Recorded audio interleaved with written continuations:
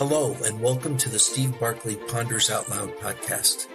Instructional coaches and leaders create the environment that supports teachers to continually imagine, grow, and achieve. They model an excitement for learning that teachers in turn model for students. This podcast is dedicated to promoting the important aspects of instructional leadership. Thanks for listening. Jim Knight ponders with me about reframing mindsets through coaching.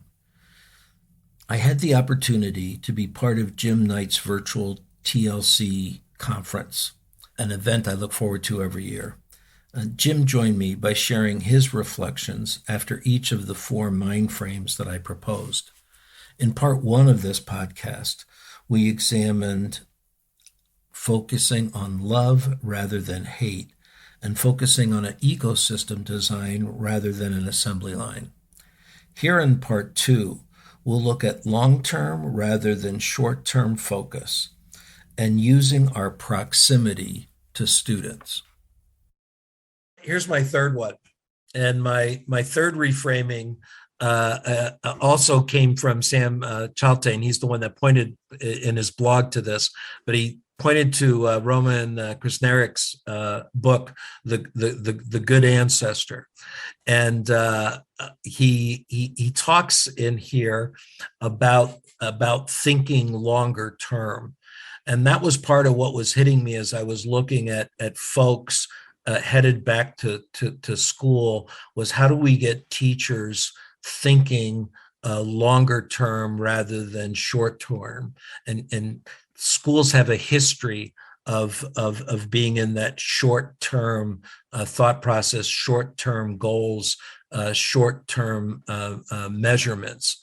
In Krasnarik's book, he talks about a native culture where people think 7 generations out. So 7 generations from now, when they look back, will they be calling you a good ancestor?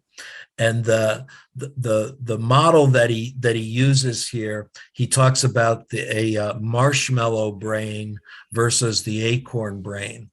And in the marshmallow brain is connected to those marshmallow studies they did with the little preschoolers, where they put one marshmallow out and the kid had to refrain. If he refrained from eating that marshmallow, he ended up with 2. But a lot of kids couldn't handle that longer term, and they plopped it in compared to the acorn.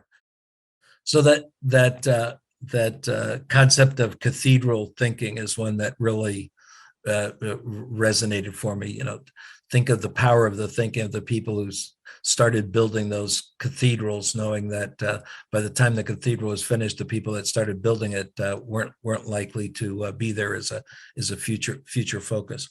But where this really hit me was this past summer, when I was working with some teachers who in July were having kids come to summer school. And these kids were going to school for their first time in almost a year and a half. So the previous March, they had gone into virtual. They were in the end of the school year. They were in virtual the next whole year. And the first time they were going to be walking into the classroom with teachers was going to be in June for a 6-week summer school.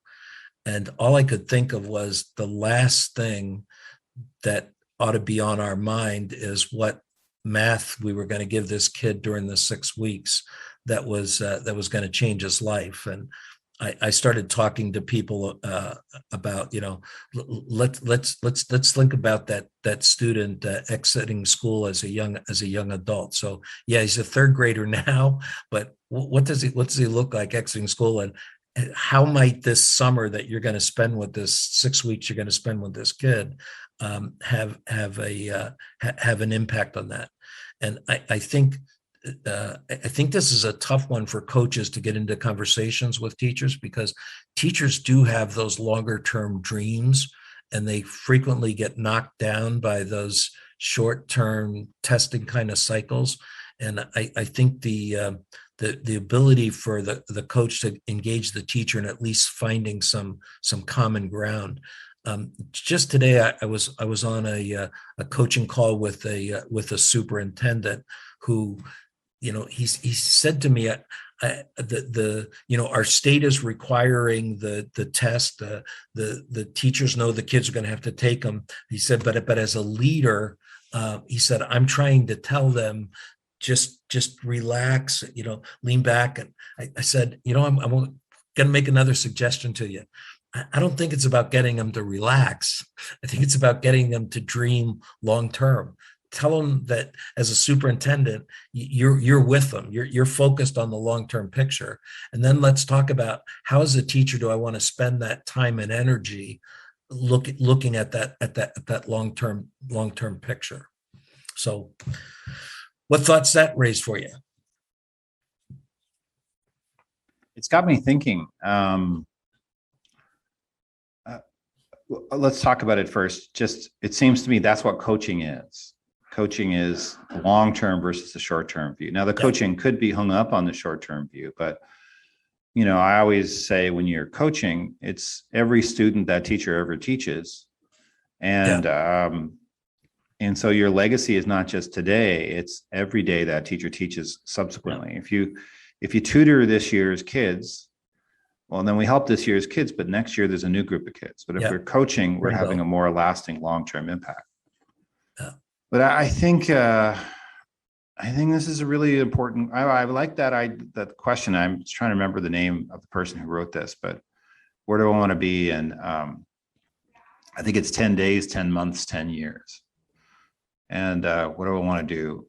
And how can I make sure that my efforts are contributing to a lasting impact, rather than it's like junk food, right? Versus nutrition. So junk food, I'm going to eat it. It's going to be gone. It doesn't do any good. It's nice in the moment, but then I probably just want more anyway. It's not going to do me much good. Whereas something that's nutritious could have a long-term positive impact. So I think it's giving up on junk activity and focusing in on the real. And boy, this is a really good thing. Like, if you think about the obsession with like I said, pacing guides and curriculum, and I'll make sure I cover the curriculum. I don't know if the students will be with me, but I'll make sure I cover it in time. I hit everything. That's kind of the short term versus the long term. Long term is, we set a goal. We want to have a socially significant difference. This student will be different next year. Next year they'll be different because of this. That's, to me, that's the long-term goal. So, and the tendency is sometimes, go ahead. Sorry. Well, if you stay with that, I think the role for the coach is to assist the teacher in finding the evidence. I think we go short-term because short-term evidence is easy to collect, but there is evidence on these growth plans I'm working on with teachers. I'm trying to get them, in many cases, to look at bigger changing issues. But then how do you back up? What are the indicators that students are moving in that direction? How does a student approach learning? Or how does the student react to the teacher? How do you begin to pick up those indicators of evidence that a coach can use to reinforce for the teacher that you are making that progress? And I think that's the problem with long term. Everybody's looking for the quick indicators. The long term indicators are there, but you got to be more skilled and more focused to find them. And I think it's really an important time to bring an outsider into your classroom, because they're more likely to be able to pick those things up than the teacher who's immersed in it day in and day out. Yeah, I think you could call it instructional coaching with the end in mind. That would be, which is, in case people are listening, you don't know, Steve's book. I think when you sit down with a teacher, often they're like, hey, let's figure out how to make this work. Let's come up with something. And then there's a tendency to land on the first thing. And often the first thing isn't the lasting thing, the long-term goal, the really most powerful goal. So I think to take some time to make sure, to ask yourself, is this a long-term goal? It's going to are the kids' lives going to truly be better as a result of this goal? I think that's a really important question. Yeah, it was cool. I had a chance today. Today I was coaching a physical education teacher on putting his personal growth plan together. And I mean, it was just really valuable that it was, that's where he went. You know, he's teaching middle school physical education, but he's talking to me about when these kids are 40. That's great. So, you know, what decisions is he making now as a middle school physical education teacher that's going to be impacting these kids when they're 40? That's the place. That's the place to be. I love it. All right, I'll share one more with you. Whoops. So so I'm clear, is The Good Ancestor, is that a book by? Yes. Yeah. Yep. The book is called The Good Ancestor: How to Think Long-Term in a Short-Term World. I know his book on empathy, but I don't know that book. Yep. And the last one, the last refocus I'm going to raise comes from Neema Avashia. And she's the person that linked me into looking at this concept of teachers using their proximity to students and focusing on their proximity to students. When I found a statement that she made on Twitter that her concern was that the people who were making decisions about kids coming back to school out of quarantine were people who were the furthest away from the kids. And when she brought it back to her own experience, she went on to share that when she first got thrown into virtual, her teaching wasn't very successful. And she thought she could make it through the year, if March to June, and everything's going to be okay come the fall. And when it came the fall and it was back into virtual, she knew that she had to go to the kids. And she talked about it was the kids teaching her what she needed to do to be successful. And she was sharing that she had been reading the book Just Mercy with her kids. And she referenced this line from Just Mercy. For those of you, if you're unfamiliar, Brian Stevens is an attorney who represented minority people of poverty on death row, and got a lot of sentences turned over. And he has this line in the book: if you want to understand the world, get closer. If you're willing to get closer to people who are suffering, you'll find the power to change the world. That's a quote from his book. I'm going to show you just a short clip here that will introduce you to Neeva.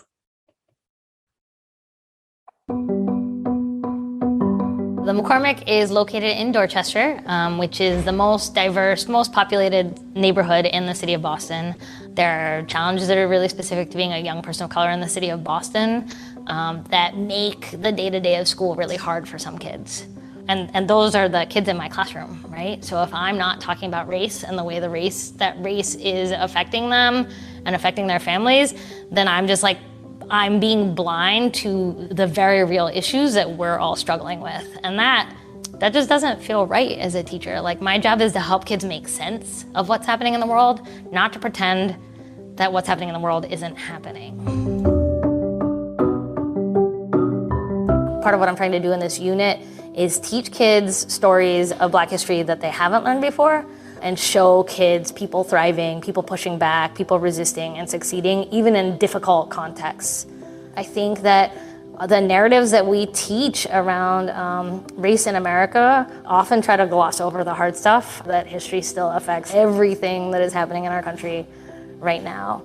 Kids were both able to see, like, wow, this is really deep history, like, wow, this existed and it was so powerful and it's so meaningful, and also to think about, like, yeah, why haven't we learned it before? Her thinking led me to ponder, did we in some ways during the virtual learning of quarantine actually get closer to our kids in some ways? I interviewed a music teacher who during the quarantine was uh, was tutoring English language learners at his school online, and he talked about getting to know the families of the kids because he was zooming into their houses at off hours to do that. Um, in many places, the communication between teachers and parents dramatically increased during this time. In many cases, parents got to observe teachers teaching, which almost never happened previously. So I began to ponder, how do we deepen the connections and the proximity with students and get teachers to use that proximity? So I think as a coach, it's really finding out the degree to which the teacher knows about students and how I assist the teacher in knowing about students, and that's part of the work. I can't come in as a coach and not get into the life of the students and the life of the teacher, and be able to be the supportive, helpful coach that's going to lead to real change. I, it, the walls of the school at least shook during this time, and I'm hoping there's some cracks in there that are going to allow us to build a different kind of future. And this concept of knowing, I started years ago with the phrase that knowing was critical, that teachers needed to know the kids and the kids needed to know they're known. In many cases, as coaches, we need to know the teachers, and the teachers need to know that they're known. So that's my pondering. This is also a good one. You're ruining my day. I'm going to be thinking about these all day. But I mean, what occurs to me, I love this Brian Stevenson quote. What occurs to me is, why don't we? Yeah. What's keeping us from doing it? And so I had a bunch of ideas. One might be just hurry. We're in too much of a rush. And as I forget who it was, I think Dallas Willard maybe said, all my worst moments in my life happen when I'm hurried. It might have been John Mark Comer. I think he wrote a book called The Ruthless Elimination of Hurry. And then, so it could be hurry. It could be just the way our brains work, or at least the way we live out our lives intellectually. Like, I'm so much into my head. I remember once I worked with a friend of mine who was a researcher. We had a week where we were trying to write this research grant at the university. And one of the people on the team had a miserable cold. I mean, she was hacking and coughing. She had cold medicine and aspirin, a box of Kleenex. She was blowing her nose the whole time. And on the 5th day, we were working together on this team. The researcher looked up and he said, "Oh, do you have a cold?" And she said, "Oh, so nice of you to notice. It's been 5 days we've been doing that." And, he was so into his thinking that he didn't really notice the people around him. So there's that. And then I think there's a number of other things. But the other thing I would say is we're already carrying around a lot of suffering. And it's kind of, we're hesitant to add more. And I don't think it's consciously we do this, but it's kind of like defense mechanisms, where I'm going to blame the parents, or I didn't have enough time, or it's not that big a problem, I'm going to minimize the problem. All those things that keep us from feeling pain. And maybe we're just we hesitate to truly have compassion and understanding and compassion, because it's hard. You almost have to be counterintuitive to do it. You have to go against your best interest. Well, it's where you need the coach. Right. In other words, understanding the struggle that a student has doesn't mean that as a teacher I need to take that on. I mean, I can see it happening to me, but to me that's why to me PLCs and teams and coaching all come into that I need other people's lenses looking at this and thinking and working through it with me, so that I don't end up in that defense mechanism of trying to make it safe for me. Yeah, I think it's kind of like many other things are like this, that the initial tendency goes back to your long-term thing to some extent. Yeah, right? it does. The initial tendency is to do the quick thing.